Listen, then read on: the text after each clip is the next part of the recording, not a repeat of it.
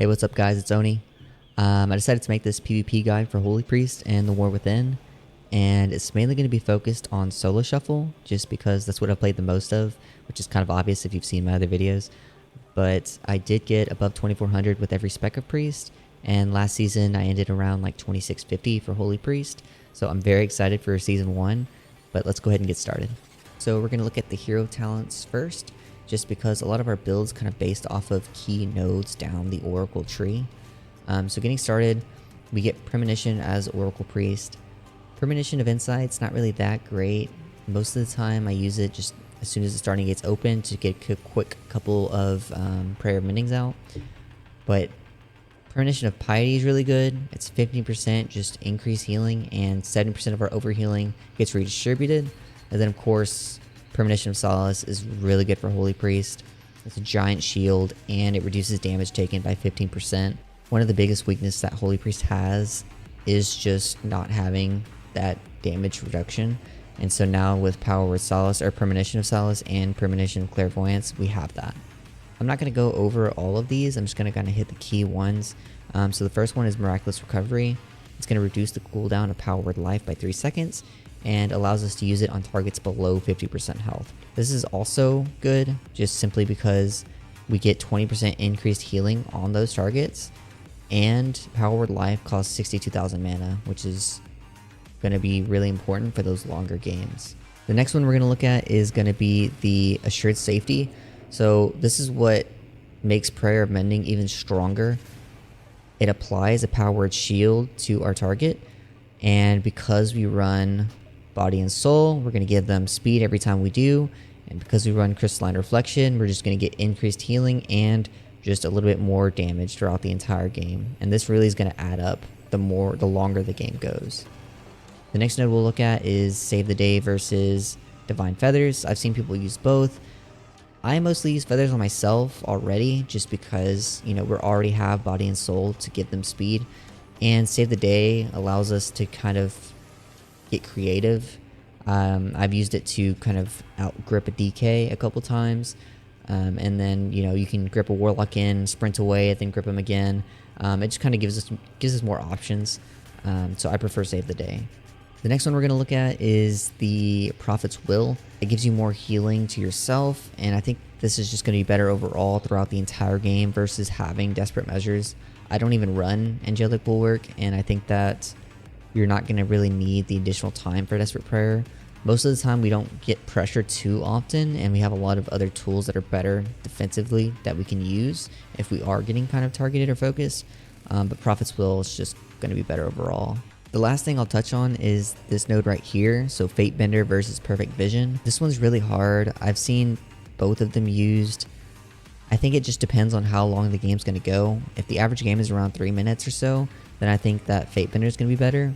But if the game is lasting like above 4 minutes, closer to 5 minutes, then I think that being able to cast Piety and Solace and Clairvoyance twice is going to be insane. So this one we're just going to have to wait and see as the season starts how long those games are going to go. I think they're going to last longer than last season on average, so that's just something we're going to have to kind of keep an eye on and then kind of determine from there what's going to be better. Going over the class tree, I'm not going to really talk about it too much. A lot of this is pretty standard. I really like the new talent that we have, increasing the range of our spells. This makes it so that it's a lot easier to get Mind Control off. It gives us a longer range on Leap of Faith, and it allows us to kind of range CC coming in. One of the main differences with this season is that we're going to be running Crystalline Reflection, and this is because of the free powered shield we're getting on Prayer of Mending. It just adds up to a lot of free heals and a lot of free damage throughout the game. We also have Focus Mending that we're going to take, which is just extra healing to Prayer of Mending. And because we got that 65% PvP buff to Prayer of Mending, a lot of this build is basically focused on that. Lastly, I'm going to go over certain talents that you may want to change or take kind of depending on the matchup. So against Death Knights, Improved Purify is really good. If you're starting to get pressured or they're starting to go you more, then Protective Light's a lot better to take. And then lastly, with Mass Dispel and Mental Agility, these two are depending on what you're going against, like Paladin, Mage, Druid. If you don't need these, then you can kind of play with just different talents as needed. Going over the spec tree, a lot of it's the same up until you reach the bottom, and that's where you're able to see the real focus on Prayer of Mending. We used to not take Say Your Prayers, but now we do, so that we can get Epiphany. And Epiphany allows our Holy Word spells to give us a 25% chance to reset the cooldown on Prayer of Mending. And this is really good just because of how strong Prayer of Mending is. It's going to be our top heal in most games. And of course, whenever we cast it, because of Voice of Harmony, we're going to get reduced cooldown on our Holy Word spells. And so you're just creating a cycle of Prayer of Mending, Holy Word spell, Prayer of Mending, Holy Word spell. And that CDR, that cooldown reduction, is also increased by Light of the Nari, this talent. And this is kind of debatable. I see some people run Divine Image instead of Light of the Naru, but from the games that I've played, I'm leaning towards this talent just to help that kind of cycle go through. I just really wasn't impressed with the healing of Divine Image throughout most of my games. So that's going to be something that I'm going to keep an eye on as the season goes forward. But then the last two talents is going to be Desperate Times. It increases our healing by 20%. Like I said before, that just gives us a really strong powered life. And because it only costs 62,000 mana, it's going to be really good as for like those games that last 5 minutes plus. Looking at our PvP talents, a lot of these are just going to be the same from last season except for the addition to Mind Games, which I don't really think is strong enough to replace the ones that we use mostly. Crescendo, Phase Shift, and Redeemer are just super good, super solid. I run them for like 90% of my games. Every now and then, if I'm going against like Shadow Priest or Boomkin, I'll replace one of these with Purification, just because Cleanse is really good against those classes. And then Sanctified Ground might have a place, and like if it's a full caster lobby, then you may be able to get away with kind of casting this for, you know, Warlocks, Shamans, Mages, just to guarantee getting casts off, and it can be really strong. But again, it's just going to be kind of what you prefer in a case-by-case, game-by-game basis. So the first thing I'll say is know the healer you're going against. And what I mean by that is that if you're going against a Preservation Evoker or a Restoration Druid, you're going to have to play differently than if you're going against a Holy Paladin. Whenever you're going against a class that can kind of out-heal you and especially out-damage you, it's going to be up to you to kind of push and play aggressive, get the stuns off, get the fears off, get the CC off on those healers, and run in, get them out of position, run towards their pillar.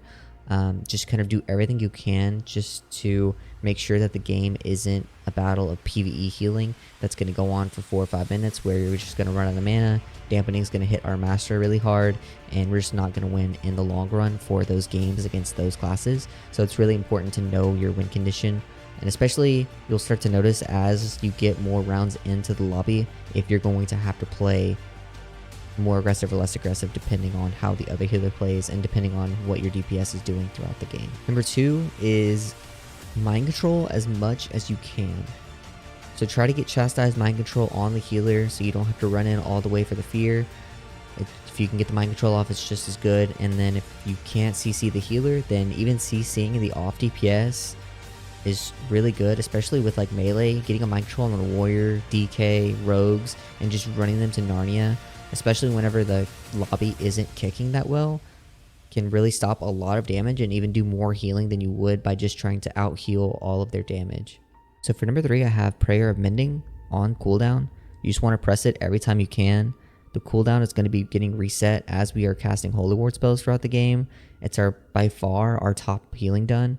And of course, every time you press it, you're going to have cooldown reduction on those Holy Ward spells. And you're just going to get a constant cycle of Prayer of Mending, Holy Ward spell, Prayer of Mending, Holy Ward spell. And this is also important because it's also our most mana efficient spell, our mana efficient heal. And as these games are getting longer towards 3-minute mark, 4-minute mark, 5-minute mark, and with such high dampening and how dampening affects Holy Priest, it's going to be really important that we play for mana throughout the game. That brings us to number 4, which is just play for mana early. And what I mean by that is just try to play as mana efficient as possible. Use Shadow Fiend early, use Symbols of Hope early, even use Spirit of the Redeemer early, just because when you're in that form, you're not using any mana. So getting out a early Divine Hymn or just spamming Flash Heal early whenever it's stronger without dampening will really save you mana in the long run. A lot of these games are hitting that 3-minute, 4-minute, 5-minute mark. So it's really important to just make sure that you're not going to go from healing. The next one we're going to talk about is saving a Holy Word Serenity until you actually need it. And so what I mean by this is just whenever you can cast Flash Heal, Heal, even Power Word Life instead of using that last Serenity charge, it's always going to be beneficial. Just so we can have that in our back pocket, especially with Guardian Spirit, Serenity. It's going to be our best heal. It can even bring someone to full health, that combination. And so just having that available, especially as we're running out of cooldown reduction, is really important as we get later into the game. Okay, so number 6. This might be more of my personal bias or opinion, but I'm going to say use Premonition of Insight early. Like as soon as the starting gates start, I use it. And I'll just get Prayer Mending out early. By itself as a defensive is not really that valuable, and so just being able to start the cooldown for Premonition of Solace is really good for us. It allows us to cast more throughout the entire game, especially like I said before with those 3, 4, 5 minute games where you're able to get 2 casts off of Premonition of Solace, Premonition of Clairvoyance, and those abilities are going to be our biggest defensives that we have. So just getting to them earlier is always going to be stronger than just getting that extra 7-second cooldown reduction on a little bit better of abilities throughout the game. So my last bit of advice is just going to be keep your dots up, keep Shadow Word Pain up, Holy Fire as much as you can, and just really try to add as much damage as you can throughout the game. Like I said before, these games are running a lot longer. I think especially once you get towards the higher rating, like even just above 1800, 2100, those games are going to go a bit longer. And so 1 dot on everybody throughout 4 minutes, 5 minutes of gameplay, that's going to add up to millions of damage overall. Okay, that's going to wrap it up. Thank you all for watching. Be sure to like and subscribe and comment down below if you have any questions or any videos that you'd like to see in the future. I hope you all enjoyed, and I will see you guys in the arena. Peace.